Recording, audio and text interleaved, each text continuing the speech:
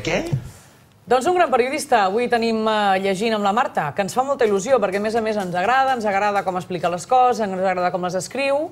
Les contres que fa. Les contres que fa. I ara ens agrada saber què coi llegeix i on va buscar els llibres. És tot un expert, perquè, clar, experiència no li falta. Diguéssim que té interès i, a més, col·labora en programes com, per exemple, de llibres, amb l'Emili Manzano. Per tant, diguéssim que sap del que parla. Estava aquí en el saló de lectura dintre del team. I ara continua. I ara continua amb la 33 recomanant llibres. Per tant, diguéssim que és una persona que està posadíssima al dia. I ho veureu amb les seves recomanacions. I com que té criatures, ves que no també sàpiga de literatura infantil, clar. També en sap, i a més que la llibreria que ens ha portat, que està al Poble Nou, al carrer Llull, que es diu, etc., també té un apartat, diguéssim, que està dedicat a literatura infantil i juvenil.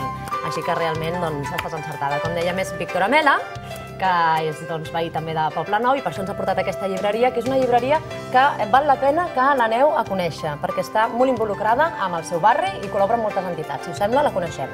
Som-hi!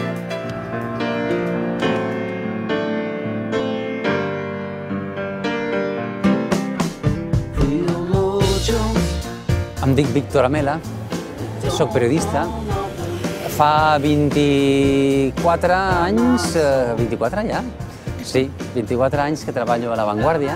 Els últims 10 anys, sobretot, estic fent entrevistes. A banda de la crítica de tele, que és una de les coses que li tinc més carinyo, perquè la vaig fer des del principi. I a banda, m'entretinc de quan en quan fent alguna col·laboració en ràdio, que és una meravella, la ràdio, i en televisió amb l'Emili Manzano, programa de llibres, que és una de les coses que és més agradables de fer, perquè hi ha molt bon rotllo. A vegades pares moments i dius, ostres, que la vida són més coses, a part de fer entrevistes, d'escriure crítiques, de llegir llibres. Podries fer un viatge a la Polinèsia, no? Que és un somni tipus Gauguin o Stevenson de la joventut. Però al final, la veritat és que com el dia a dia és, diguem-ne, satisfactori, doncs vas fent, no?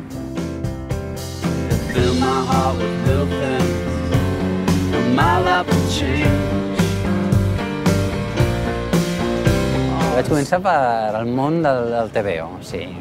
DDT, Pulgarcito, Pumbi, el TVO, que hi havia sempre al barri, al peluquer.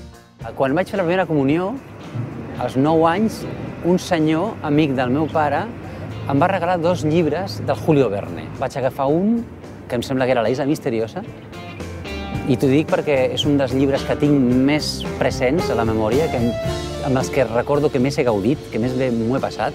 I jo crec que des de llavors m'ha agradat molt llegir llibres sobre illes, perquè el Robinson Crusoe és un dels llibres meus predilectes, i també és a una illa. Stevenson, els contes sobre los mares del sur, El diablo en la botella i altres illes. Herman Melville, a part del Moby Dick, té Les Encantades i altres llibres, Taipí o Mo, que són a illes. Per això et deia que m'haig d'anar al Pacífico algun dia allà a relaxar-me a les illes del Pacífico. He llegit 100 años de soledat als 15-16 anys i em va enlluernar, em sembla una cosa que mai podria oblidar, i efectivament, tinc aquell sentiment, aquella emoció, encara la tinc present. Va haver un moment en la meva vida, totalment delirant i boig, que vaig pretendre, vaig tenir el plan de llegir-ho tot. Em vaig fer com un quadre sinòptic per llegir tota la literatura universal, tota! Des de l'Odissea fins a l'Ulisses. Clar, no ho vaig aconseguir. L'Ulisses sí, que jo crec que soc de les poques persones que conec que s'ha llegit de cap a rap a l'Ulisses a Joyce. I així m'he quedat.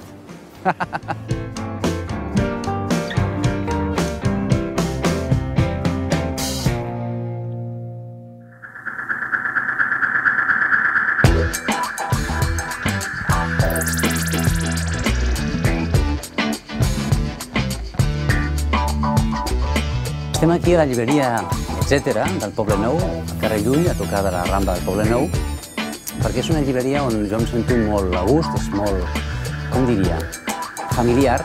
El tracte amb els llibreters, que són l'Àlex i la Chon, és com tractar amb uns amics de tota la vida, i que, a més, tenen la gran virtut que haurien de tenir, penso, tots els llibreters, i és que llegeixen llibres.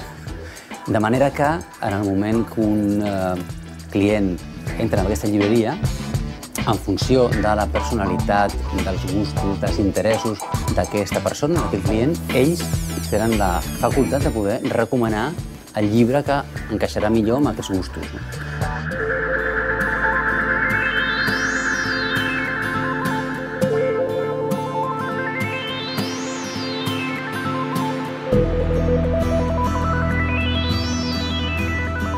Porto un parell de llibres i un DVD. Dos llibres que, sincerament, són d'amics meus, però que no us els recomano perquè siguin d'amics, sinó perquè m'han agradat. Los Príncipes Valientes, del Javier Pérez Andújar, que m'ha interessat moltíssim perquè el Javier, que és nascut a Sant Adrià del Besòs, fill d'immigració andalusa dels anys 50, crec que és el primer escriptor que ha sortit de l'àrea aquesta del Besòs i que, a més, ho explica, i ho explica molt bé. Llegint aquest llibre, Los Príncipes Valientes, que és una evocació que fa el Javier de la seva infantesa i de les coses que a ell el van nodrir, et fas una idea molt acurada del que era aquella banda de Barcelona. A més, està escrit amb un lirisme, amb una gràcia, amb un encant, amb un savoir-faire d'escriptor. És un gran escriptor, Javier Pérez Andújar. Un altre que porto és aquest llibre d'un altre amic, Emili Manzano. A mi el que d'aquest llibre més m'ha agradat és que fa també una evocació, és curiós, això coincideix amb el Javier, una evocació de moments de la seva infantesa i de la seva joventut viscuts al camp de Mallorca. Tria, com a matèria literària, els records de quan era petit, de quan era jove, de quan estava buscant la seva identitat, el seu futur, i es queda amb els sabors de les coses, amb els olors de les coses del camp de Mallorca, amb els colors, amb els capvespres, i tot amb un llenguatge que jo crec que està en vies d'extinció. És un tresor. La perla final és aquesta cosa que es diu El Pícaro. Això és un doble DVD que acaba de sortir segurament amb motiu de la mort de Fernando Fernán Gómez i que és una sèrie de televisió que va fer el Fernando Fernán Gómez adaptant la grandíssima literatura picaresca espanyola i que era una delícia.